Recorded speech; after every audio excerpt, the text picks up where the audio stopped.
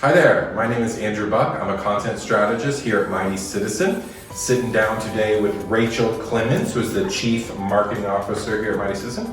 And we're talking brand awareness. So, Rachel, what is brand awareness? Yeah, I think most of us have a good sense of what brand awareness is, but essentially, brand awareness is that someone understands and is aware of your organization and generally the space in which you live. So, for example, they not only know your name, but also what they might call on you for. Right. Okay. So, given that, that's to go to the easy part. Yes, easy part. The much trickier part is how you measure it. So, what are your thoughts on measuring brand awareness? Oh my goodness, we see this all the time, right? I mean, every time we do a rebrand with the organization, and we're either working on their messaging or their look and feel, the most common question they ask is, how will we know this actually made a difference or was successful? And it's a hard question to ask. It's been asked for a long time, and there's no cut and dry way to answer that. But I do have two options. Okay. One is a survey. So essentially asking people, ideally a mix of people, so not just people on your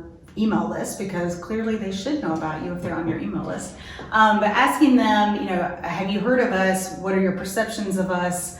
When was the last time you encountered us, perhaps? And so getting a set of questions, asking those at the outset, and then waiting a year or so, and asking the same set of questions again, engaging the difference. So my guess is that for sort of a market survey like that to be really insightful for an organization, that ideally it would be some sort of outside third-party entity that would actually run that survey so that it's not biased and it talks to the right people. Is that right? That's right. Surveys are really hard to do yourself. They're too easy to mess up and infuse bias within them.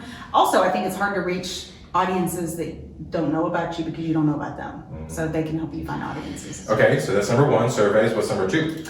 Number two is more direct Google Analytics information. So direct traffic. How many people are typing your URL directly into the search engine and then going to your site versus like coming by some other means? That's one way to gauge, awareness. They are familiar enough to type in your URL. Another option is overall web traffic, email list growth. That one can be a great indication of brand awareness.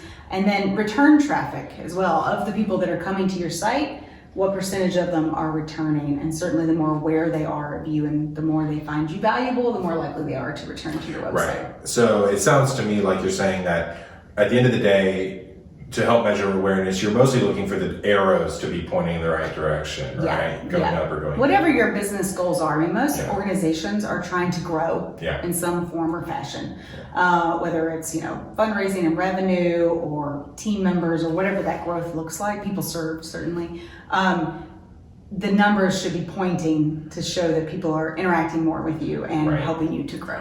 Now, real quick, you oversaw the rebrand a few years ago of this company, Mighty Citizen. So I know this is something that you were really continually doing years later, right? Right. So we rebranded in 2018, and in that time, we are measuring all kinds of things, but that include, our email list growth has quadrupled, our sales have increased, our team has increased.